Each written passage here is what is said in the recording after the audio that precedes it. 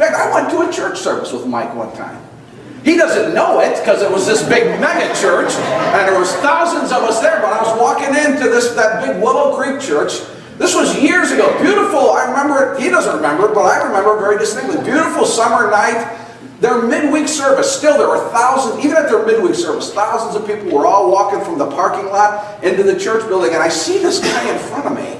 I'm seeing him from behind, and he's just this hulk, and his shoulders and legs are like tree stumps. I'm like, who is this guy? You know, I'm walking behind him, and as we got to a different place, getting closer to the building, I got to where I was sort of on the side of him, and I could see his face. And, that's Mike Singletary. I walked over to him, hey Mike, how you doing? We arm wrestled a little bit, I won. I'm kidding about that, right? Sometimes people say, Dan, you never tell us you're kidding. I'm kidding, I'm kidding. He cannot violate who he is.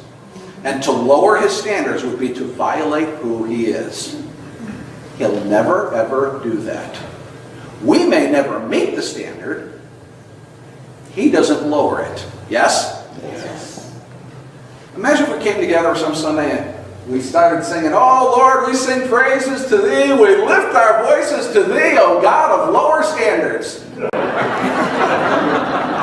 Anybody interested in that God? Nobody's interested in that God, are we? No, we don't want that.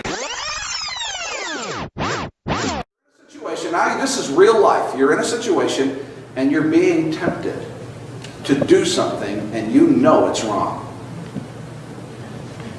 No games. You're not confused. Oh, I was confused. No, you're not confused. You know. You're in a situation, you know it's wrong. But temptation is happening. Right? Temptation, by the very definition of what it is, it means whatever it is that's tempting you, there's something attractive about it. That's why it's tempting. It's attractive. There's something very desirable about it. There's something potentially very, very pleasurable in caving into. Even if we might even know intellectually, it's just a fleeting pleasure. It's just a momentary pleasure. But we're still tempted. Yes? God's way, remember we're talking about what's the weak way or what's the strong way. God's way, as we all know, means we do what's right. God's way means we do not surrender to that temptation. Right? Isn't that what wouldn't that be? That would be God's way. God's way is you stand strong. So let me ask you something. Even though you, in your own life, even though you knew it was wrong, have there been some times you knew it was wrong, but you surrendered to temptation anyhow? Ever had that happen? I know the answer to the question. Yeah, you have. Don't even bother trying to tell me otherwise. Yes, you have. Hey, guess what? Me too. Me too.